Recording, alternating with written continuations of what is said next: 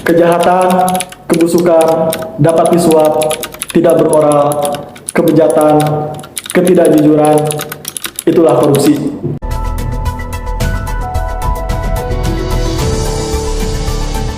Lalu apakah Indonesia sudah bebas dari korupsi? Tentu tidak. Bahkan korupsi ini sudah mendarah daging dalam kehidupan Indonesia. Perilaku korupsi sudah dianggap bukan lagi sebagai penyakit yang perlu kita sembuhkan. Lantas bagaimana kita untuk mengatasi tindakan korupsi ini? Dengan menanamkan prinsip-prinsip anti korupsi dalam kehidupan kampus bagi mahasiswa, juga dalam kehidupan masyarakat Indonesia. Yang mana prinsip-prinsip anti korupsi ini dapat menjadi dasar fundamental untuk membentengi diri dan lingkungan kita dari segala tindakan korupsi.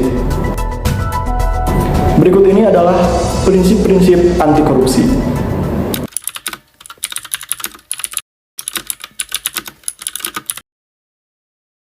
Akuntabilitas adalah kesesuaian antara aturan dan pelaksanaan kerja. Semua lembaga mempertanggungjawabkan kinerjanya sesuai aturan main baik dalam lembaga konvensi maupun konstitusi, baik pada level budaya maupun pada level lembaga. Lembaga-lembaga tersebut berperan dalam sektor bisnis, masyarakat, publik maupun interaksi antara ketiga sektor.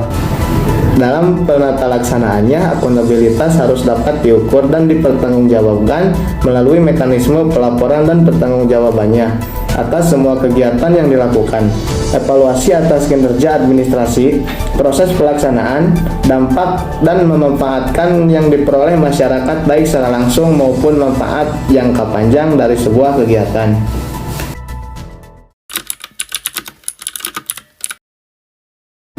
Prinsip penting anti korupsi berikutnya adalah transparansi. Prinsip transparansi ini penting karena pemberantasan korupsi dimulai dari transparansi dan mengharuskan semua proses kebijakan dilakukan secara terbuka, sehingga segala bentuk penyimpangan dapat diketahui oleh publik. Transparansi menjadi pintu masuk sekaligus kontrol bagi seluruh proses dinamika struktural kelembagaan. Dalam bentuk yang paling sederhana, transparansi mengacu pada keterbukaan dan kejujuran untuk saling menjunjung tinggi kepercayaan.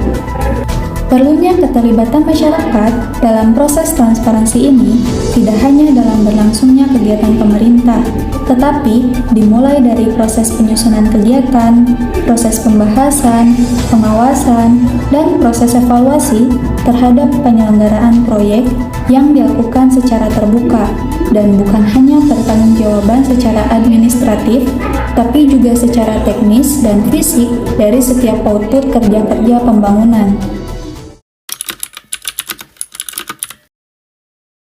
Prinsip yang selanjutnya yaitu prinsip kewajaran.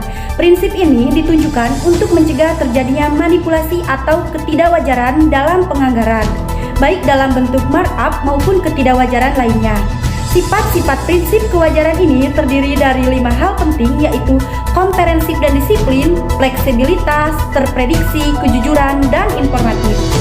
Komprehensif dan disiplin berarti mempertimbangkan keseluruhan aspek, berkesinambungan, taat asas, prinsip perbedaan, pengeluaran, dan tidak melampaui batas. Sedangkan fleksibilitas artinya adalah adanya kebijakan tertentu untuk mencapai efisiensi dan efektivitas.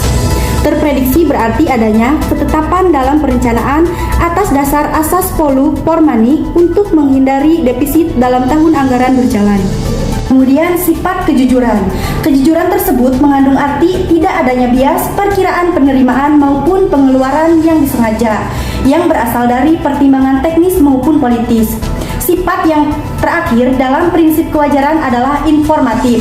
Tujuan dari prinsip ini adalah dapat tercapainya sistem informasi pelaporan yang teratur dan informatif.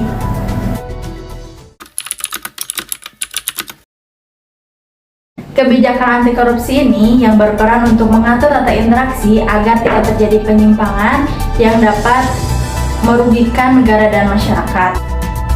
Nah, aspek-aspek kebijakan ini terdiri dari isi kebijakan, pembuat kebijakan, penata laksanaan kebijakan, dan kultur kebijakan. Kebijakan anti korupsi tidak selalu identik dengan undang-undang anti korupsi, namun bisa berupa undang-undang kebebasan mengakses informasi, undang-undang desentralisasi, undang-undang anti monopoli, maupun lainnya yang dapat memudahkan masyarakat mengetahui sekaligus mengontrol terhadap kinerja dan penggunaan anggaran negara oleh para pejabat negara.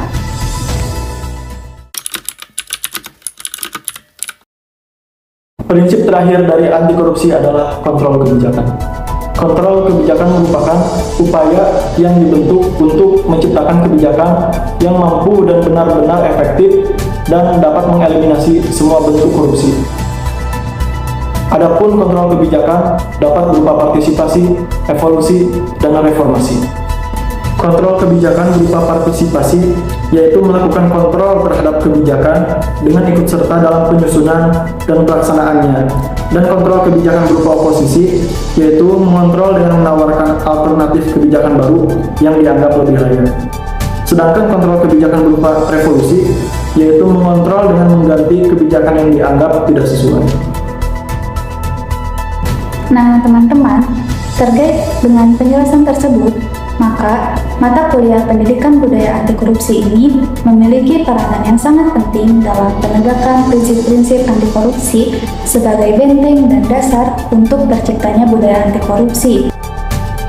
Oleh karena itu, mahasiswa sebagai bagian dari sivitas akademika, pemilik masa depan, merupakan target pelaku penegakan budaya anti korupsi masa kini dan juga masa depan, dengan harapan bahwa pendidikan yang telah ditempuh mahasiswa dalam mata kuliah PBAK ini dapat diimplementasikan sekarang dalam masa perkuliahan dan juga dapat diimplementasikan di masa depan setelah terjun ke dalam lingkungan masyarakat.